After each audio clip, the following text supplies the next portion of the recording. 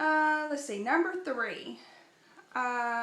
Periodically, my mother and I go to Ross store. It's usually whenever I take her for her doctor's visits, and they have a lot of nice things in there. But mainly what I wanted to talk about today was makeup. I'll show you the set. I got it last July, and the reason I know I got it last July is because that was when I took my mom for one of her scans. She has to have scans periodically, and I got this. Well, actually, my mother bought it for me, but it has here still the price, $4.49, and I keep it in here just to keep it from getting all messed up, just to help take care of it. And ELF brand is very good with their eyeshadow. Their eyeliner's fine, but I was mainly impressed by their eyeshadow, and I liked all of these colors for $4.49. Now,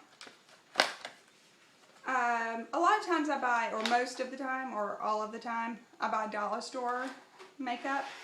As far as especially eyeshadow, I'm talking specifically right now of eyeshadow, and just one of these would cost $1, or I might get a palette that has like 12 colors in it, but it would be the equivalent of this much eyeshadow, and the eyeshadow is not as good quality as the ELF brand is.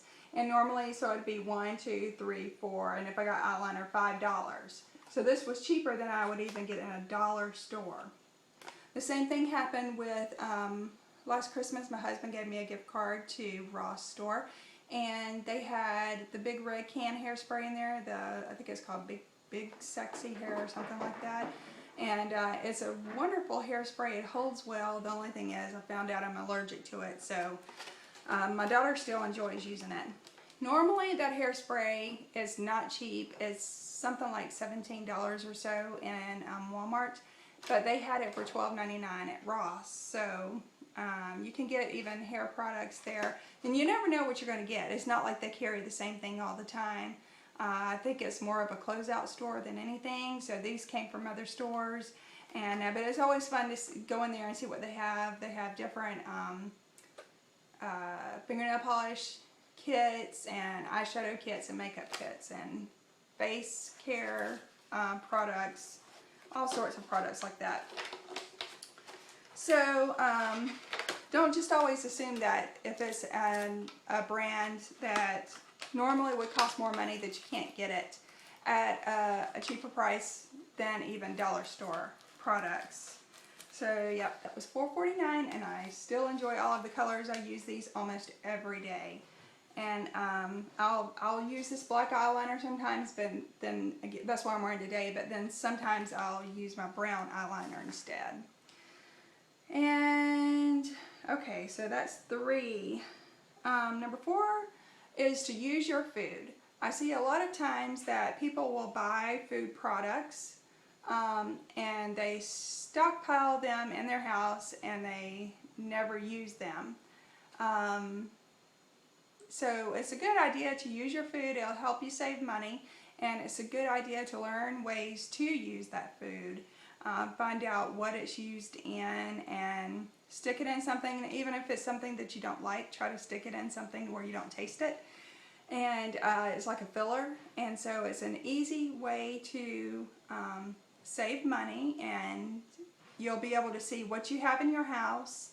And I'm all for stockpiling. I think it's a wonderful thing. If you can buy something at a bottom line price, I think it's wonderful to stock up as much as you can.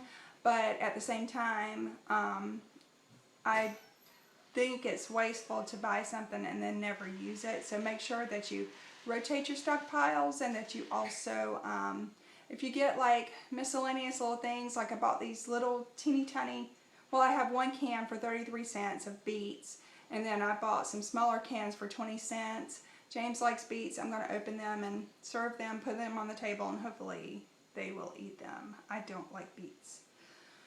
But anyway, so all of that to say is make sure you use those items, and yeah.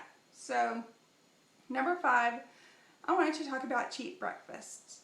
I have 2 items here I'm sure a lot of you know about, and they are the cheapest breakfasts that you can have. Of course, there's oats. You can't go wrong with good old-fashioned oats. And you can make granola with this, or granola bars with this. You can use oats in your muffins. If you make homemade muffins, you can put oats in there. And you can't go wrong with buying oats. They're very cheap. Even cheaper than that, I would say, would be grits. I know this is a southern thing, but I do think that it's becoming more popular in the northern states. And these are quick grits here that cook in 5 minutes. You can serve this with salt and butter, or you can do things like you can put little bits of ham or bacon and whatnot in your grits. You can put cheese in it. It's wonderful to have cheddar cheese or even American sliced cheese melted into your grits. And that's one thing I want to say too. For your grits, if you're not sure if the whole thing's, if the pot that you cook of grits is going to be consumed, instead of putting, let's say if you have 8 people eating, 8 slices of cheese into your pot of grits, take and put the grits in each individual bowl, and then put 1 slice of cheese on top of each bowl. That way you know that the cheese won't be wasted if you happen to have to dump your grits out and give it to the chickens or something. There's recipes for grits casserole. Some are better than others, but you can experiment or look on like my recipes and see what the ratings are. As far as grits casserole, it's a good breakfast casserole. And so, some people even serve grits. I know here in the South we serve it alongside of seafood a lot of times. Back to the oats, same thing.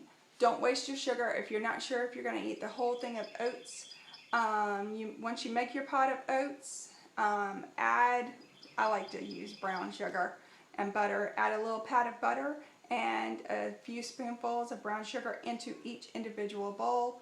And then you can recycle your oats in different ways. You can make oat bars. It's not necessarily granola bars. This would be like flour and cooked oats with some sugar and butter and whatnot, and you bake them, and they're more like gooey bars than they are, or it's more like a cake is what it is. It's like a cake, or a muffin in a pan type thing. Or you can take your cooked oats, like I said, and even with them cooked, and add them into your muffins, and that way you're able to get rid of your oats. But yeah, add your cheese or meat or whatever you're going to add into this, your butter, in the individual bowls, and then the same thing with the oats, your sugar and your butter, add into the individual bowls. So that's everything, I believe. Wow, this is a long video. But anyway, I'll talk to you later, and thank you for watching. Bye.